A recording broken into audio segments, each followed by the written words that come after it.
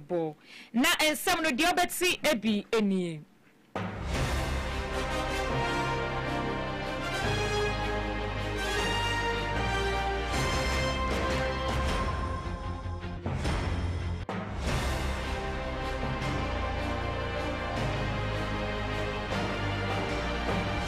Seshi Sarano aye tutu akoso wo na nam so emma wo so for hwe efisem so akopiem wo biem wo piem e wa sentiment me to akasa manaka ye forest guard bako chema wontu me azim bank case na no mokwa aseta na mom lawyer no asoma sesa no Empanyifo mo doma na etufi wo mo chemche se blue water guard fo na yepa wo mo hwe ne hwe e no manje adamudie bia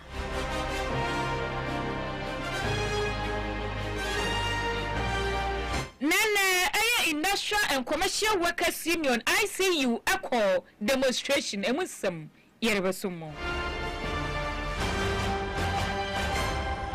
When for okujeto ablakwa enemeka se Ghana for be 150 one free South Africa abepiemu ewo mayu na Chief Justice Bafobani nsudi nsembia today efutu power de koma eye mashebedwafo ni leaderfo ni na Saso ene ye achami no Ghana ye mo shebeja feja tujo chemchese wo ye wofo no do bakwa bochire wo brosa so nkosua dia wo wofo no wo ndo ba no Awusiansem we na de kaka ho ena ye de besum se no no mpemu kase bo na shanu se eye chese information centers bia da woruma enti wo ti enka won patem bebia wo bia ebene Jenipa Information Center Award Champion KPK Dr. Momo Award Champion Adombi Epo present yase Sam Sierra de Kasa Ewa Barre ni da so Howard Champion some Reach of Richie Babin Salon Ewa inform my roots anyway ten get a biom kuha Ewa Drakesiemu na Azaimon Ewa Emi Sakrum I could talk and Lord or no anything shanim Ewa Tichem Sasu no Beru Ewa Boss Sukubu Church for them Wama Biabium Kwadani na enya kase bi etumi etie flash phones ewo enfuom Chanel Cars Collections ewo Boss Junction eye abnechira wananom asumje phones so biem kuha ewo enfuom station na kase obewu ewo YouTube na eno eye denchaman TV benye bi ahye asanso etie na eye X no eye denchaman 1 Modern Ghana eye denchaman Radio 91.9 na open website no eye denchaman radio nsemnom ya poto ewo potaka semu ne akruche de agu antu be bi etumi akenkan ewo ho Awusi adwuma ko bia da woma eno ti ena numre wo ti anka wo fidie kase iso asumdie phones and accessories so betu wasem sanso ena eye de Chama Bank Limited Ebenezer Unique Ventures can cure decoction Ken Abi Natural Clinic so kahubi Richland na some Tech Oxford Senior High School cement vital herbal mixture any vego target na yakeka ho ena enumre yo maso yasna yedi enumre no numpemu kase ebono ebesomo na hyene so say enuanu mamienu ni atena se enumre yebesomo ewo kase kwan so na memedi ede mame ama eduwa minimini aba Mame akosia akon adaro majibrani adaje ensem no emuchiremuni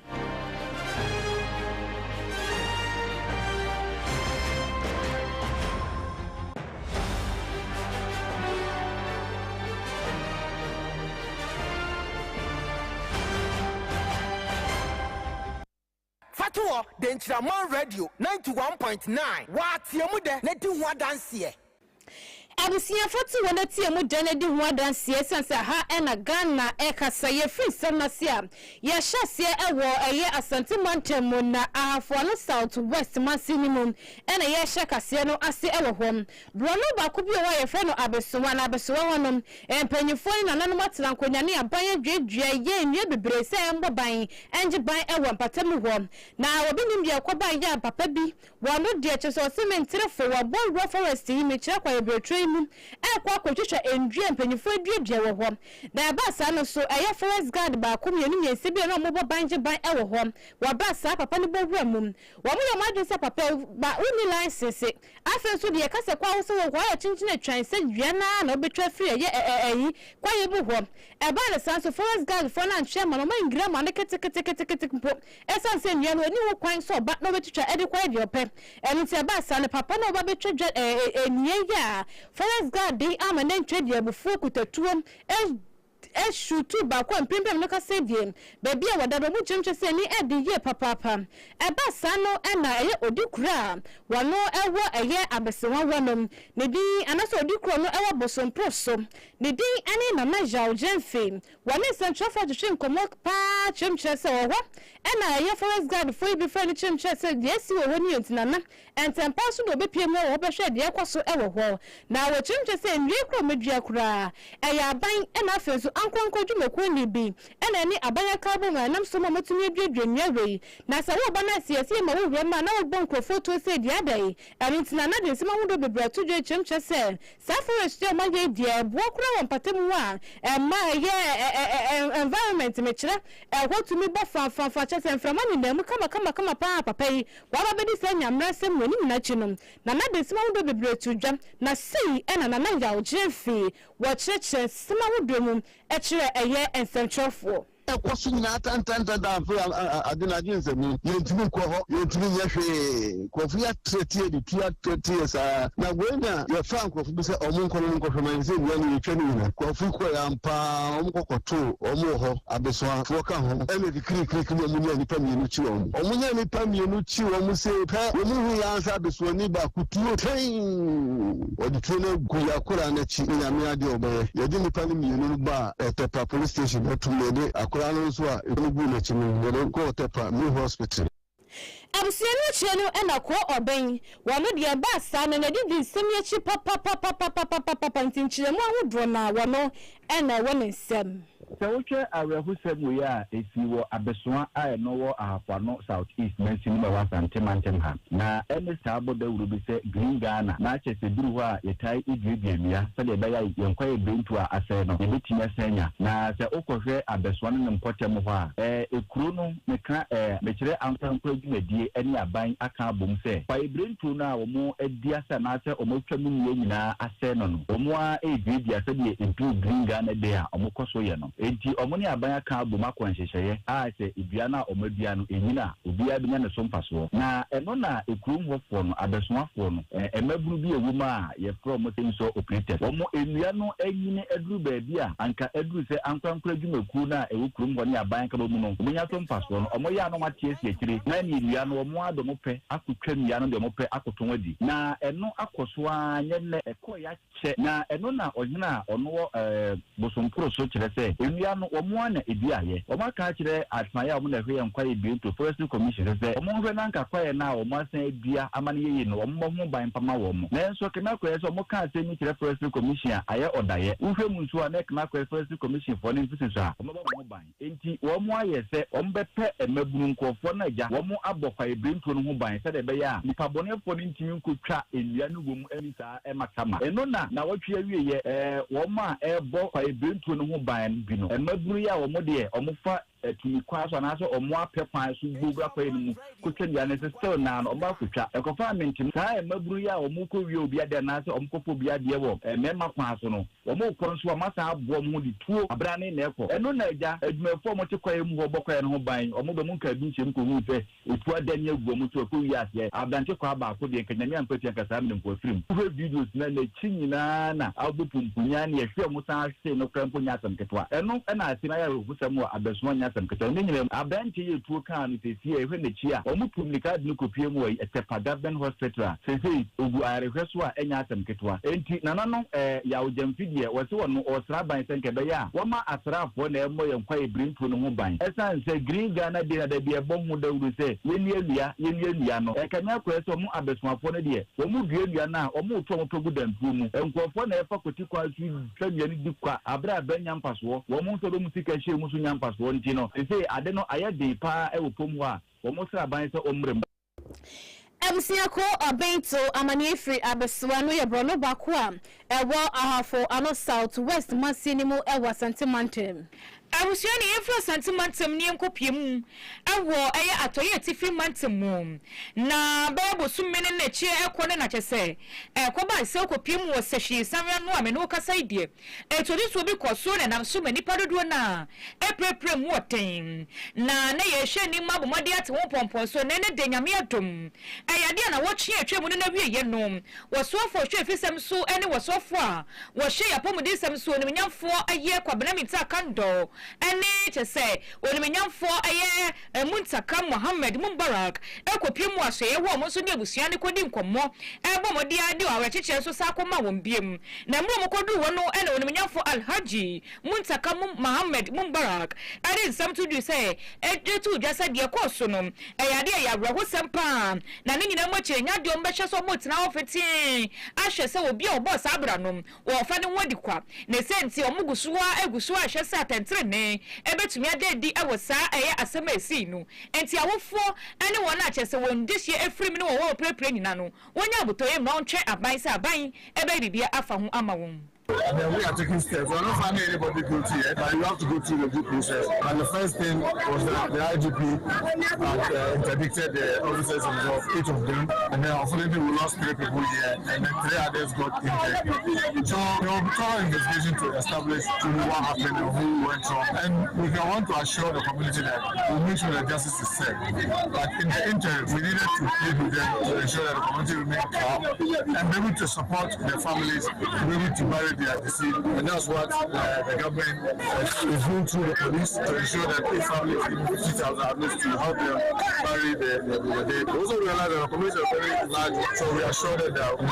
take steps immediately to build the police station. That will bridge the gap between the police and the community so that Waripa ya kwatini kai wasofo shi efisem suwani minyafo Alhaji Muhammad Mubarak ene ya kwatini kanenu wachinu wasofo shi apom di nsem so wakamu wa moko ene so di nsem tujwa se wana wopreprai ewa sambili munum omuni na washese omofo mko eye konfa noti tichi hospital ene dempu die menoka se idi omuna mkwaso ate so omudi omokwa na wasiweni na eka wubisa abai bechese wana wopreprai muotenu omusu benyo mwaya so mbetumi mwaya di biem no makwakotu odwumedi sansa bayen hwese nipa no pra no wonda babia wonye na ni na mu ya de aban na ni wo eye na de hie a wo mai so enti de koso so bakoto asere se omunya anya butoye na se ni efisem osofo hwe efisem so kan no sa ena omo ebeye no severely injured. So before we even came to this gathering, we had the opportunity to pay them a visit in their various homes. And what we have decided to do is that with immediate effect, in fact, we have given them up to Monday. We want to send these the injured people to for further medical examination and treatment. So that I've directed already. And as a member of parliament, though administratively part of this government, as a member of parliament, I'm the representative of the people. So it is also my duty to follow up and ensure that my people get fair judgment, fair treatment. About justice must prevail, as the minister has rightly indicated. And I am very proud of my people for not taking the laws into their own hands and being law-abiding citizens. Wopanyina wakasa yo so for wo hwe apom di sem so no kroya aye wopanyina wogire ma de hwemu dwabo so empeso so wo atoye tifi mantemu woni mnyafo kwabena minta akando MCA to send so near the near Chemu Ewan San Fufu my Decasiano, Ramu Ewa Jama Epoye Man Cinema. Now, when no air blue water gas phone and name penny for a power woman, so a monk papa and from what said your behavior. One mutu from a good year and number across to me at two most son, so Piemu Ewa Jama is to 1 hour. And no aka will be ama a year and Kuntamin Chiame. Nana and Sue Abdul Razaki and the footwork a siapa de aquama woman. Interest of Kwamo Quanon, Adam would be a sa a year galamsey from the Bama woman, and we so more quan said, you might dash a monster monquayanon, one shiny shadow cut many and woman, and goes to say the Baya, and you might dash a monster, woman to me, I understand you say, and send me a fata. Biabakwa to Nipano, Okoto Nape, where wouldn't say Yan Yabunsu Huban. Ye, you knew her who knew me 1,000, no day, Juma. That will be Banyama. no mo tie fa baabi foforo ho be ko asikatwa na manu ho akoye tane da bia wo so da ho adu husi ne che se ho chekurodo mienu bi no didi fa no ho akotia fa ye be sere mo ne ekoso wo kurodi nyina yenim yete ne mo so adi adanse so mayehu ani ti ye be sere mo ye mpese ye be kasa abane na ayi mu nti na mo didi gu nananom abodusem na mo ye nkase ye de ho bajim ye be sere mo e be duru baabi no ho hwa won kwa ne nananso ye firantoma ne ye di ho achi ho de ane ye so ye eje ye wi ane ye de abo ho kwadu se nipa na abana yi ba ma ye se ye meboa ma ye suwansuwa ene ye gudie no ho mo ba ne ma ye no de be de yo ye di o nti ye be sere mo se ba ma ba no ho mra se ho be ko se akofo papa na momma obotu nko a enyemode Senior Yapa and a station officer wanu duni juma ewa chromesu ora charge addressa eso editi wo mani ka cho mo se mo kono emu ya den papa na mo behia ya posifo ba chitaya mo dia sentempa so mo betumi afre ne de mo abeka ho se de be betumi akoye pa na insurance offense semi fumu enfudia enkrofo no etu galamse de semi nyina no yatumi esi anokwa rupiemu ewa doma epoye masinimu a emrano shamunsa emrano so no ebi da bi achi nso mu a fa ne bre police mu dwumadie no obi a munsa be kana na se dwumadie mu a mu be bia mu ye ma police akontanu mamu nyina doma east amasu district nyina mu ye ma yen akontanu mamu a mu ye ma mu ntimi bibia se o security no ho a bra me na kyerɛkyerɛ mu se de atie ba bi na mu kɔ na bibia si enye se mu nko a na ye se mu kɔ a mu mebɔ ya mane ye mu mebe den ebitu ana mu ne krokro no na wahine pawa no soso madehye wodo ma eye na nanom tena nkonya ho na eye osagefo wose ade ye doctor ajeman bedu otoso mienu enso eye ademo woso bi pa de ma wonom na wamo eye moto baako so mo fa nkodi dwuma ne ye papa enu achi no na eye commander wano ehwe blue water guard for so wodo ma east ho ne din eni eye Habakkuk Pepra eso de na se ni kapia koma no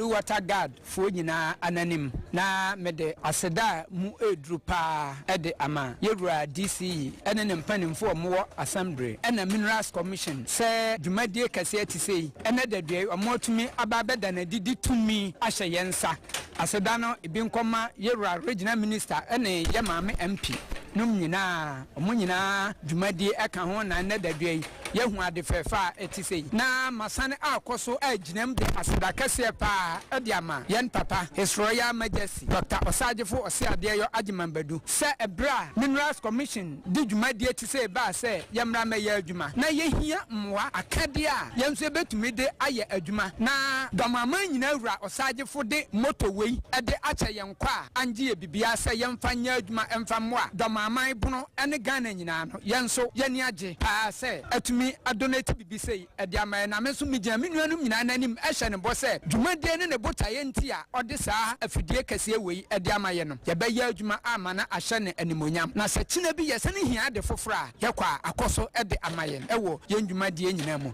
yada na se nyamishira Ora Habakkuk Pepra eye commander wano ene Dadroma East Blue Water Gas for ano awusia yetwa samne so amawna sa wukopiem ewo afo regional chese wasofo wo chese wo hwe mantem wo no aye wonum yamfo charity gardener wodi ensembia tudwa na ensebo di tudwa nyina ne sempepi no my gana mu hasenum se yetu abewi a ene ye se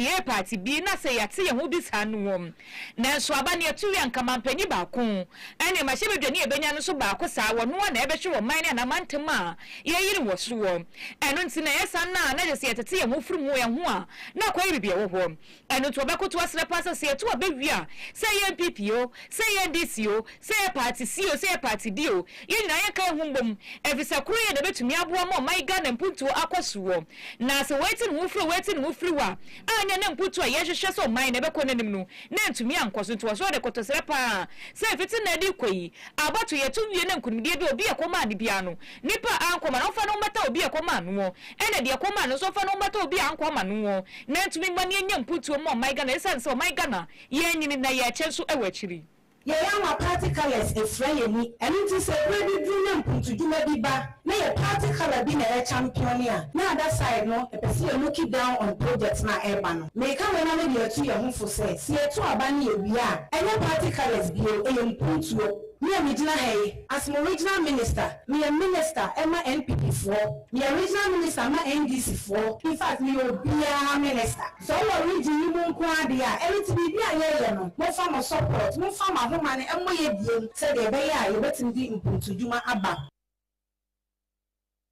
Wani pa ya kwatini nkei aya for region aya mantem suafo woni me for charity gardener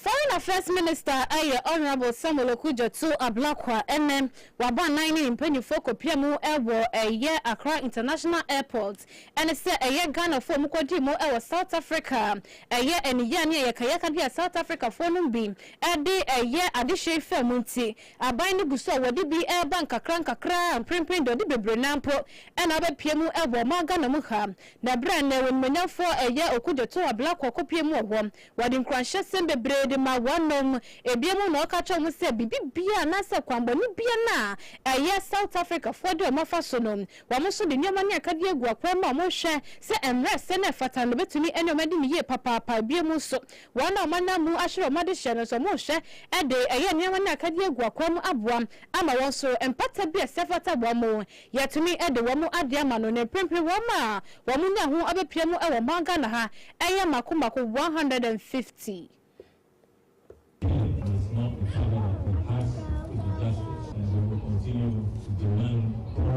arrest and prosecution of those who killed our beloved Toronto veterans. Mr. Bashir Musa, whose body we have received, and Mr. Odoji, whose body we have yet to receive. Shall we rise? Abusuani chema na se ne krokro mu na wonmanya fori tu mu etre se ebinim ewo ho ya basim lokase mu mpo se ba ko bi wa fa mu ahwere ne nkoso mu nyina no wa hwe se na busuafo empate bi ese ne fata se ya de be ma wo mu ayaji ade afre ya South African penifo ho no ya be hwe ne age wo mu ade ede ama wo no many of which occurred in busy commercial areas, are widely shared on social media, creating an atmosphere of fear and uncertainty. Some of the viral videos that were circulated, including those of a Ghanaian national, Mr. Emmanuel Akowa Asamoah, who was threatened and intimidated by members of the March and March group. His case attracted widespread attention in Ghana and across the African continent. Likewise, there are videos and reports on traditional and social media that have shown many African migrants being subjected to harassment, intimidation, threats of violence, generating widespread concern among migrant communities and their families. I am delighted to confirm that since we evacuated Mr. Emmanuel Akowa Asamoah, he is here in Ghana doing very well, pursuing a new business enterprise, which was generously sponsored by Mr. Ibrahim Mahama of Engineers and Planners. I hosted Mr. Emmanuel Akowa Asamoah in my office. I had dinner with him, and he's become my very good friend. And we are delighted to note that he feels very much at home, and there is indeed no place like home. During this period, we regret to confirm that 2 Ghanaians lost their lives. These confrontations, many of which occurred in busy commercial areas, are widely shared on social media, creating an atmosphere of Abusia eni ekwati ye eye amanane suafo onmanyafo Samuel Okujotu Ablakwa. Abusia tuwasem ne so ye ko eye courts. Na eye yewra chema wontumi ayi nanim say. Wasante mante MPP amenyo ko no ye titire ni ewo wa sei.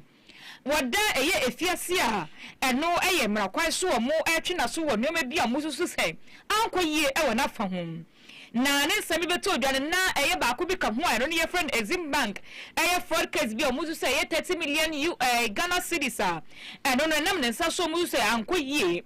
Na yegusu adidi na asema ansa na ba ko mu di wie ya wo panyin di ko twire eye abai kokum emfie eye aduonu yin ene do mo kwa asesena wo saa eye Ezimba case yi ho a no mo kwa asesena ne nka ye wo twen mu se ne lawyer panyina wodi asem ne wo boa no wodi asem na ma no no eye lawyer Andy Apia Kubi nka wa kopiem wo nso ye twen ya papa ya nkopiem na wona de wo kopiem wo a wotumi ene kyese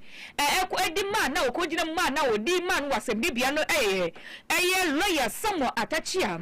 na mbra mudi asem ne wie no ene ye bopini eye kyese a lawyers foi ene ebu so mo say na ki ye hwe nim say yewura lawyer Apia Kubi ene ka ba be piem na ba ne say na wonipa woni nsabtwofo twe nkomo lawyer na nabafo eje wono no menhia south wono ene ye ma hye bedwani ewo ho ene wo kire say lawyer Andy Apia Kubi wono wa withdraw every case ni ninamu ene sense wonipa che say amanyoku wono omo cancel no ekwa adwunju omo cancel wondi anim na wo momodia endi ma yewura wontumi nkogina na se no lawyer no yewura Samuel lawyer Atachia wono na ekwa kogina ni medi sansem ni nyina ma no ne nyina machi no ade ache se party ni council ni nyina eta o machi a omu ebua ma che asam no akoyi na asam no mukodi no Accra High Court na eno enam so sa asam no mukawie no na che se okopie mo court asam esi ni nyina ne se court no opanyina na asam ma me wotena asam ni so ebe modia edi ye Halima El Alawa Abdul Basit che se her justice ono na che se trasi edi asam no na asam amodi wie na che se dia omode bargain negotiation bi na se plea bargain negotiation bi ekoda court se mo hwe se ka court ebedi amawom na eno mo che se no mukusu a ese nka se na beko nani ma na enso pone ebeto bia se che se eji attorney general ne deputy beto bia se de rompeso bobotu gu na enso ne dem do ka sei court edi abase wo ma yewura wontumi ene ne lawyer no ene form akomako eduasa omutumi enfam process sa plea bargain negotiation no mo sambe tina asem no so enka ne sense na asem ne ko na wie ye no mabomade etu asem na hyeda omu besa akwa asa akwotira asem ne so osana bosume ye ba besini da to so eduonu ensom na lawyer ejei ba for nsema wodi tu ye nim no ebi eni public versus respectively matter involving cases involving chairman will be taken over by the parties legality. So in respect of this matter, Mr. Samuel Atachia is leading it. And then I'm assisting him together with other lawyers of the party. We're in court this morning and the AG brought to the court's attention that the initial plea bag negotiations which was commenced prior to the conviction in the other matter couldn't continue or couldn't come to a conclusion because of the conviction and subsequently because of also the withdrawal of the lawyer in the matter. Not taking cognizance of that or also decided to indulge the parties to continue with the negotiation so that we could finalize it, notify the court. So the matter has been adjourned to the 27th of August to enable parties go back to the negotiations table, finalizing and bring it to the court's attention. Thank you very much. And to say Exim case no, fraud case no, dia yewura and a lawyer Andy Apia Kubi, and I do no any bedroom DM ama yewura won to me. No monipa wo gina mo aye lawyer no Samuel Atachia nature seconds akenina. Eta ne chi nti wonipa okasa no. Lawyer na eje bafu. Enapimo ewo Ghana yo mo shebedofia dwumadie bi ekoso ewo ho na eno National Integrity Award Scheme ekoso ewo DF Online Auditorium no ewo Ghana yo mo shebedofie ebrema sa dwumadie ekoso na Shamehini owura Alban Bagbin sorry di nsamahudo bebre etu edwam na nkase ye mo na papa di tujo wo twemtwese mpempi no se nyankopon ya wo fo no bi adom na sesika kakra wo musema wamo manna ketwa na ndia wahunu fa de na kopiemu ewo nkrofo nkroso mechabo chimemu na akwada ne kwahye suku wase ene beko suku wo wasa wo chenke so nka sa de we de enye na emom no sanka ne papa mu pa dia wo fo bia da we Ghana ni mapade se we ba na hwehwe ni se akwada ne wan kosuku kura no na enye ni nursery KG afa primary and secondary school bi de obetumi akwa no e Ghana krom ka se ya watesa na boye papa na akwada no wa munya agent tie finya sane nyoma wodo bebre wade atuje chimchese so wo wofo no wo ba na de kopiem e wa beche sa akwada no eye abusian kita hudie bi okura akoda no wonim hye abochi ne manko a ene woni mutu wo so wasra wofo ada wo mam samu wu akoda na anya hye no mumma mko sukuu kwa e wo hase nkodu ye SHCB na se nyame adom wo wi a wapagya no hu ene na kopiem e wo nkrofon kroso amana kotoa eye na de hia ho e wo ho. I'm not launching the Osumbro to go and implement. We'll start implementing it here. And those of you who want to go and contest again, you better imbibe this. If not, before you go, the speaker has finished you at your constituency. I know this scheme must be administered with great care, fairness, responsibility, and due regard to law. I know that. Integrity must never become an excuse for arbitrariness. Accountability must always be anchored in justice, truth, equity, and due process. Emsiani ekwati ye achami na wagana ya no shebe de fear Right Honorable Alban Sumana Bagben wasaju bedi kro mo ena Chief Justice Paul Bafuboni enso di nsem tu dwa wode koma chese wona wodi brebi wo aban mu ene o mpenifo mu wo adwuma ma woduo mu na eno eye futu a wode ma no wo kire se obakotu wasre pa se no amanyofo ne se base ye tu abapa ene esika de de hyehya abato ni papa obe ho kwabra ne se ene opedi brebi mpo ewo adwuma mu kura na wode sika hyehye mu opedi brebi e organization bi mu po a no de sika hyehye ene so bi pa mahye badwani a wo beko ne pesua so no a BS ka no sika yo tebritu wa kwabra no bia benya be 50 series no ahwehwo no de akoto abama no wosesa na mo na ye koso my Ghana mu enso ni o man emma ye mudie no engina eye branen ento bakoto asre se sa vote buy na koso my Ghana mu ne amama de antwantwan so nyenjai na nya so my Ghana kabina me kabia me mo ne mudie no enkoye kura ema o man no impoverishes the very people whose votes we purchased. The cost of integrity is often paid by the individual. The cost of corruption is paid by all of us. That is why integrity remains indispensable. No nation has ever succeeded by rewarding dishonesty indefinitely. Sooner or later, every society discovers that trust is its greatest currency. And once trust disappears, institutions begin to weaken, contracts lose meaning, public confidence erodes, justice itself becomes suspect. As Chief Justice, I know that the judiciary depends upon one thing above all else: not buildings, not budgets, not even judgments. It depends upon public confidence. People obey court orders and decisions not because judges possess physical power. They obey them because they believe that justice has been administered. That belief rests entirely upon integrity. Now, Wakasa no and retired Supreme Court Justice William Atububa and so adding some to the watchers as sama Papa Nekan no crepa. Now, Wabako to us, let's say, Yama Mudium no Angela Brane, a war a Juma would do moo, and HSA and Penny, dear more, I bet to me about my gun and so. Ada a HSA, a coach and no money a dear, a woman to me abua, and put to so aqua so a war or maimu. We can say that integrity beginning to have a hold in this country, as it is very sorry that it is being repealed from our national life. Today marks more than the unveiling of another national awards program. It signals a deliberate national effort to place integrity at the center of leadership, public service, business, civic engagement, and national development. A scheme of this stature, among other integrity-related interventions, should have been done long ago. But as is often said, better late than never.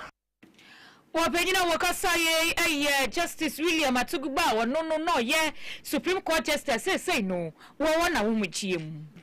Abusuye kasine ramo ewa Ghana Private Road Transport Union e twanitia efra wamo GPRTU nene wabeni abidi hie papapa wama sema mo kansesese no hwa fango bone ko nanim hie papapa na wamo chimchwe so mo tron krata bebredi so bochire ede akono aban na afensa asoya ehwe sansenseni nyina so besinne wama ba mi frita du ko achi wo mani nyoma adwempo se bi wamo ba beka bibi mpo ede akire wamo eno aka ho bi ama yakasama fa be achire wano ekasama aye GPRTU unidin eni ora Samuel Abua ede atujo chimchwe sa aban betwi nani na wanka bibi amfa eye fango won sema ekosoro ya eyade eye ahyenketwe de ne yetum ede akọ honorable pen aduasa. The prices right now is something that is disturbing the transport sector very, very low. You know that this work that we are doing, anytime the fuel prices will go up, then the drivers will also be going through a whole lot of hardship because at the close of the day, you use all your money to go and buy fuel and you not earn anything to take home. So where the fuel prices now, it's not helping at all. It's not helping at all. The driving sector is not happy about the current prices that we are seeing. Last week, we were proposing that the government should do something about the petroleum products. We don't normally rely on only petroleum products. We also consider the spare parts, the lubricants, and the taxes. As for the spare parts, we have been talking about it. The dealers don't want to reduce it, so we are not really been talking about it again. But the fuel prices, there is a problem that we make sure that it will go down, and this is what we are seeing now. So last week we came out with a proposal that we are giving the government 3 days ultimatum that they should do something about the petroleum product. Else, we also come up with 30% fair increment, of which the 3 weeks that we gave the government ended last Saturday. So we are still waiting for them to do something as quick as they can. Else, we cannot do anything than to also come up with an increment of fares. The 3 days that we gave the government ended last Saturday. Today, as I'm speaking to you, we've not heard anything from them, but the leadership is moving to see the transport ministries to find out from them what is really the problem. Customer for the customer a GPRT Kabumu Chrono Samuel Amuane ne ena yakuti. Sani nkofo we boy kokosa se anya. Na omato hyenti abon mu ha mu chemu eduasa ne de. Ebe yan so beko de nchama Bank Limited. Na wuskan wakosi no wetumi agika krente sanso ahyase. Netieties ka wo se na be ye omu pede mu a. What you mean is get hyenti abon na ntesa wo betime fie sa wo nkoma ensa enko adwuma so. And it was even country the products and services in a DRB Susu savings, premium savings, Wadachi savings, and a Mebadachi savings. Nini Nanasa will ban on the Dutch when he anti-face can be quite to a manual. Investment in a for higher interest. It is a fixed deposit, treasure bills, white gold investment, and a great term investment. Remittances in Ebony, mobile money services, Alpes Lake, East Wage, MoneyGram, Ghana Pay, and a unity link in the Hekam home. Now, was even can't say, said the Obedino Crow was sick as Simu, net to me a book, and Sanson to wouldn't a crescent, I whoop loans to be a bit to me a bow. A grim 10 loans, a year old controller and a carter general loans, and a Susu loans, funeral loans, where you know, all do with your young one pay, the kind of way, Quawa project finance, just a loan beata, or Mabua, Metie. But the other one, Monancasano, 2 branches, let's say, don't Quahasi and Casamoa, free a year. Canary Road now, Bezia Maternity Health Center home. And I am free, so I am free station 1. I want OC fast food. And edition anymore. For a woman, a friend 0303 981229 and 0503 230 233. Then Chama Bank Limited now was we grow with you. And your Bomodia when you say, you know, Bomodia call Ayabwa Jake, Ayakle, what's up, what's so? Miss Love, 1 year to see you. Ye to Siatom, Wadawuma, ye to Sioniatom, and to so you be open Siatoma, Bomodiako, a Bwajek, a ye cleda water was so. I was saying in Shumapa, the ad, the map of day, a more kid than why you will live in our emperor, and 1 year toss and say about to me a boy, a fact you can see, would do a crime with the Subatown. Bomodiana Quatachim, but the chim may be a near friend of Diana Senum, baby, I know a sacred point, as I was a station 1 I want to be more. Say, I want more be any cacra. I watch it say, it's you know. okwa obenya bi ato akwakoton for 0596254234 0596254234 na asumdie phones and accessories asumdie phone sabra iPhone say 6 iPhone from 6 akopem 70 Pro Max no ebi wo media X rekra bi da ho okwa obenya bi ato Techno phones ebi wo Samsung Itel phone ahodro bi opebi obenya bi wo tablet nkwala ne de no ebi wo ebusu ekoto bi ma oba no wate laptop ne no ho accessories nyada na accessories bi te phone covers chargers protectors bluetooth earpins ni je speaker no ka ho ni nada ebi ewo ho na de tie ni ebi na wo phone so asai wo be so flash wo phone so but wo de afa ko e be repair ama wo kama ama wo say yes wo phone na say gina ne dada mu biem du kwadwa kasiem abaya afo joyce wo na chiri ho e na wo be hu ye ni du kwa I am free station first floor no e na edi ihwe ni mu wo betumi afred director no shaking e was 0546 220593 and 0243-508-18 na eno Francis no friends so ene obe flash so kama ama onso hu ato Ebenezer Unique Ventures say blay high sense and nasco neon nazo spell home appliances play and wo pa wonye bi na share type play brand play fridges chest freezers TVs air conditioner here ni na wotu mi fufu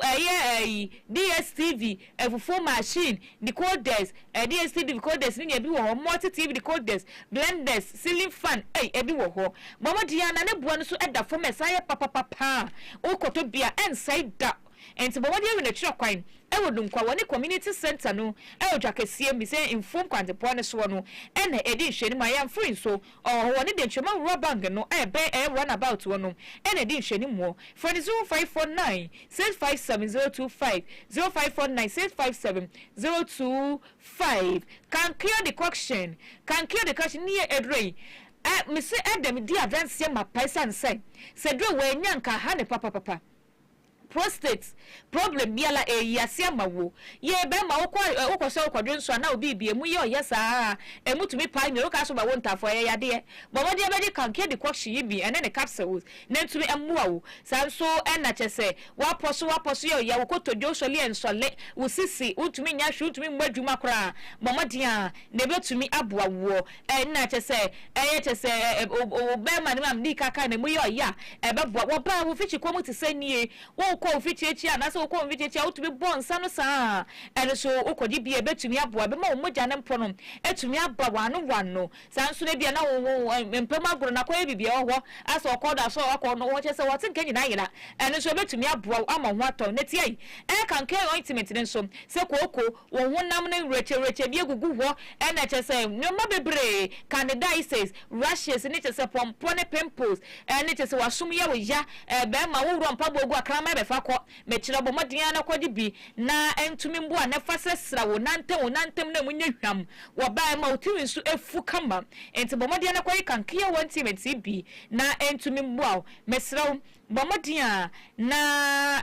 ehwe ne kire kwan netie hypothetic disorder so saa enso ebebo na liver of fat no ka hunina enti hwe ne kire kwan den chema radio say we agent wa ka eku wo ba hase a wo benya bi ato anasa from 0247 222976 and 0242 175 177 near Kanke decoction and in Richland Catering Services and me what did be once a now koto and I say so bofno one koto and a power baby environment say clean one koko and not in any fitting equal bomadia no buketem call Richland Catering Services ne jollof free and ko you one come fried rice is so a day the plain rice and so side and it's still papa tomato stew bankuni tilapia no ne de ni show wo de hunni bia o Christy papa kokonte ene abenkwai abekati kontrol de kamunyina fufu ne nkwai asoto wo benya bi ewo ho ne natural drinks ni so tie emu ode papa ebe de se sobolo coconut pudding and na te so benya bi wo na ne pastries we special meat pie rose bread pizza na waffles bo mo de awe ne kire kwan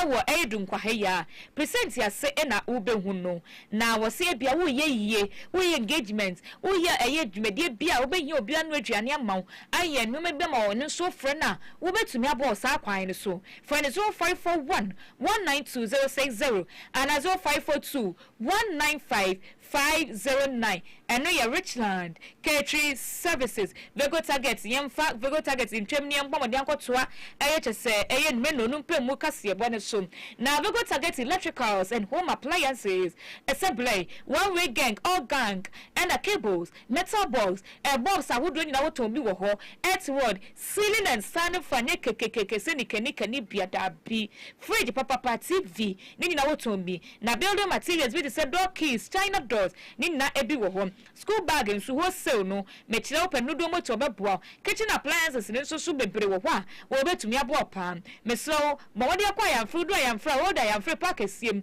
eno ndi hwe ni mo tu na free eye mines gate wode ko jaman eye road ne so mo so mabo masese wa ho no no ma hye ho papa dudu mu obeboa kakra bi so obeboa for 0545 501710 and 0557 235 56 and Vego Targets Electricals of what any edge in your ma. I was saying to her in some so amaw. Radio 91.9. Yet was some so my dear na a industrial and commercial workers union. I train it here ICU. And so and I say or Mama Modia demonstration or Modi petition Aquacoma Gana Mom Penny John, Dramani Mahama. No more some Nana so many and Tiapa. Sir, I have voted aluminium company, you train it here vacuum. O man and Tessa buying per se. Wobomodia at home. No much sa a yet ye and a more buying person would to Nadia or my person. Every switch na ero na kan obi ene de mo mode aboko ja kokwa omokwa bankese mo modu omokrata ekoma wo na mbro omokwa bankese mo nipa omokoto no wo eye tema metropolitan asam no eno mode kwama na woje ye na nipa wode eye sakrata yi so ejina mo eye koya na mu ede ma eye ma me eye ebi bright no eye omo so twetwefo panini eye Morgan Ayawan wono ene de ma no wo che se wo bekutu aslepa sakrata ye safata se edru aban wotem na aban eye bibi fa esan so se beton bibi we pa de enya de omo pressure ne eni echina opinion se mo kan no ebi eni management and governing boards are mismanaging their enterprises because when the enterprises collapse, it is the workers that suffer the most. So when you see things going wrong, don't sit alone. Point it out and make your correction. In the spirit of this commitment and in recognition of his excellent reputation as a listening president, we respectfully call on him to intervene decisively to halt the proposed of Valco and ensure that this strategic national asset remains under the ownership and control of the people of Ghana. I say it should be under the control of the people of Ghana because this is one of the greatest assets that were bequeathed to Ghanaians by the first president of the Republic of Ghana, late Osagyefo Kwame Nkrumah. And we are saying that what the white man can do, and indeed Valco was established jointly by the white people and Ghana government. Nambro omoni krata ne ma ayetema metropolitan chief executive ayema me ebi bright no wono so eje ne fa so ena woda masipa said demonstration mo yeyi o ma na sumdwe pa ena bambo dwumekuo no so ayade o mabom mo ba ye dom bebrebe ni nati no o ma nti asemani bia na ne nyina mo kire yade Ghana mampani John Dramani Mahama ne nsabeka sa krata no matuhu ana mo sansa aban no oye aban a wotie ne man efo asem. I want to thank the security forces for providing protection not only for you as citizens of Tema, but also for us and to ensure that this is taking place as large as the numbers are, as forcefully as you felt, very peacefully. That is important. I take a lot of comfort in what I hear from your submission that this is not only in concern for preserving the dignity and integrity and power of the Republic of Ghana, but also in recognition that under the leadership of His Excellency John Dramani Mahama and the appointees that he has put in place to oversee the affairs of institutions, especially state-owned enterprises, you are beginning to see the results and the effects of that good governance. You say that we're beginning to reap the rewards of the new trend. So it is also an admission of your faith and your trust in the capability of Ghanaians, especially under the leadership of His Excellency John Dramani Mahama, to produce good and better results through our enterprises for the Ghanaian and for the state. So in good faith, we will send this message across, and I want to reassure you that this is a listening government and that no matter what, you must keep faith in the good intentions, the resolve to reset, not only reset the nation, but to ensure job security and economic viability for all Ghanaians. So on this note, I want to thank you again for the peaceful nature of your approach to us and reassure you that your concerns will be addressed in the most transparent and engaging manner as we can guarantee. Thank you very much. Wonipa ya kwatini ke eye mame Ebi Bright wano ena wayete ma Metropolitan Chief Executive. Yo abusia wei eye Global Info Analytics wamo pu bi o makoye de abeto emmonten so na enchepi na eye Ghana mampanyi John Dramani Mahama nkofo bi twi ne serene abasa se papa yi ahye ne dirim se obesa abaye ne prince so no mpo wode atodo echenche se wono Ghana former na eye second term ntim bo hye ne niam ahodo wo hye wo mo no enwa no oguso a wo bo na no hye ne tirim mpo se wo se be prince ye nto ne so ba preto so miensa enu na ka ho bi ama eye Global Info Analytics yi awo penyino no edi wo manim eye Musa Dankwam akwa mbante so eni Ghana for moto aba eka se wo wo medidi nkomo atwemtwe se wa bra wo didi nkomo na bisa wo mo nsema hodo bisa se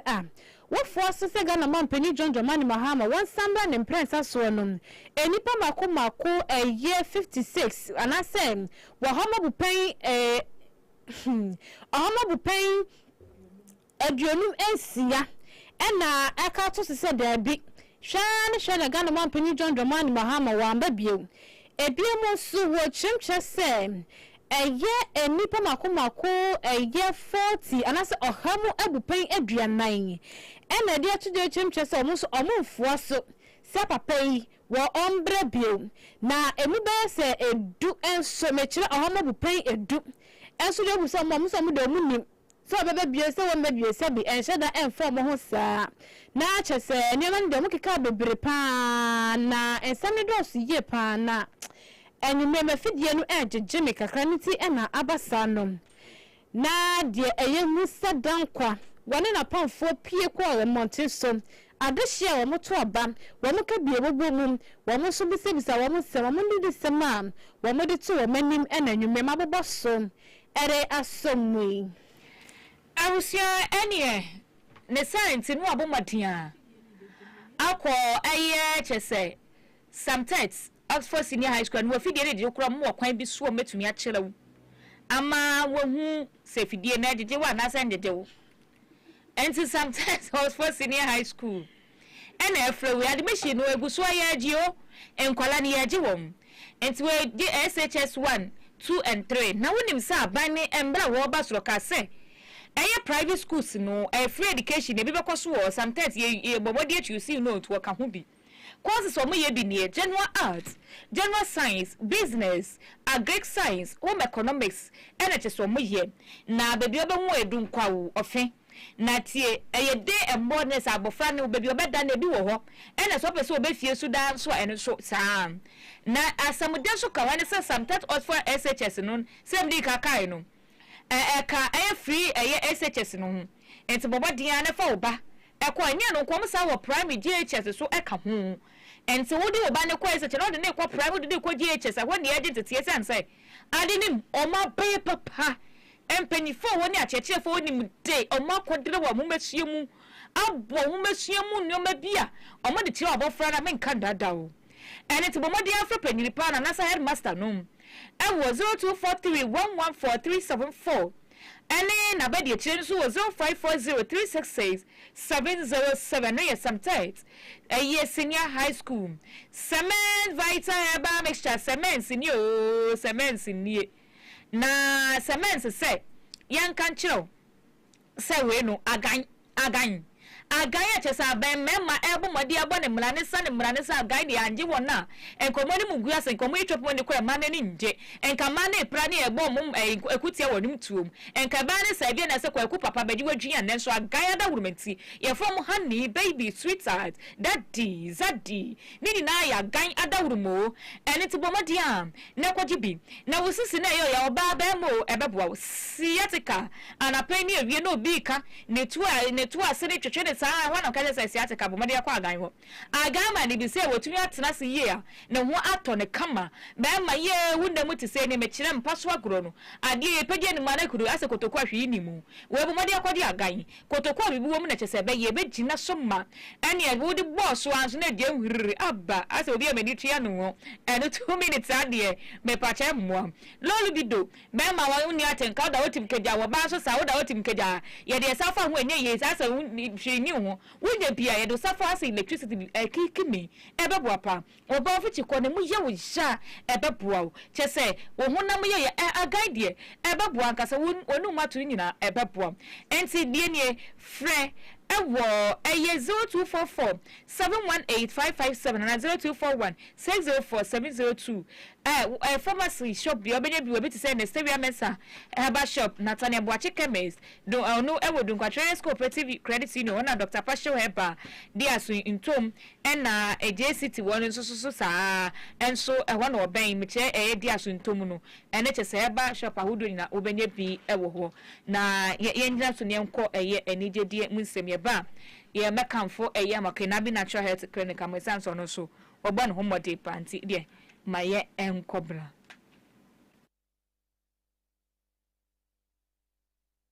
Nigeria Kasie, Nature Man Entertainment and a tire tree. And Nigeria Kasie, Nature Man Entertainment and a tire tree. MCNda sina mi famuramo ewo Nigeria ensemwa na eye evangelist Patricia esie duana kachim eye na agrata ena mede kasie ni eremu ewo ho na enchepi be senene na oche pepepe na kwoti ebua eye chairman wuntumi se wonko na wonko da fiase esane boni bi e wadinti be 20 years na enu aka ho bi ema eye na agrada tizie no wono woyo bi e wakọ prison aba penti nioma ekoso wo ni na wanya hu eye experience kakra na obeye TikTok live ene wo kan sem to for ka kire se bititire mabunu no se ade bi ado se wakọ som anase bibi be bekọ ye betumi Edward prison de shane hwe dache hu edi free so na wo se ba ko bi na ekunu kura ene se so ye do ko prison wa ye fra wa sanke bia maame akọ be bo medin na hu se bia officer bi efrem nya saa wo se ye ma wo se kodam mfisha ne edunum anase die keka hu nyina na ye fra wa ye 20 years ye fra wa ye 15 years saa yes madam yes sir na waje so no wapie no waba wo se no kro na ekunu ye kura na maame panyina te se no na mo fra na mo 15 years 20 years wo se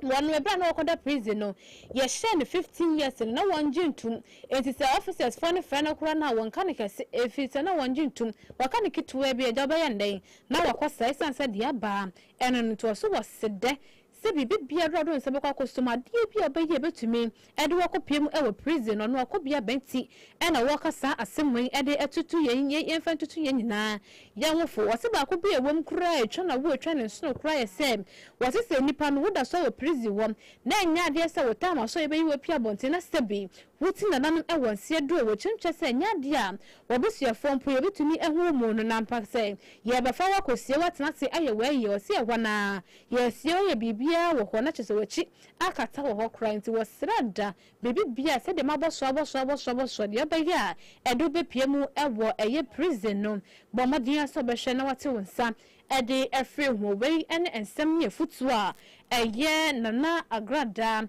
ede atujwa wo bra wo bie eye ne TikTok live session and now what to a Ghana and would be a da what ye know any minute so na me for a year and Nigerian Samam second and then you may and see our Hanum say Abusia ene yebekwa kenabi ho na kenabi no wo de bechiro bebi owo ahomatrofo na ede anya mocham betudwa bibi nti na modi ache me yede awada wuru manfidie na kenabi natural health clinic no mami chire wo o atechem bra white paste pharmacy wo pe na papa be hu na papa ne endro wo ne adwumade a nyabotire na ewiase de kakre bi na nipa enam asamado enti bomadi na kwa kenabi natural health clinic wo na ebabua kenabi wakwa hen kenabi natural health clinic say bomadi a na bra na ebeji eyeche se indro awoduo na indro awoduo no ne de se na yaresa no eba eye ka media ne won keka ho na ni na wosasa ayale no ene che se wo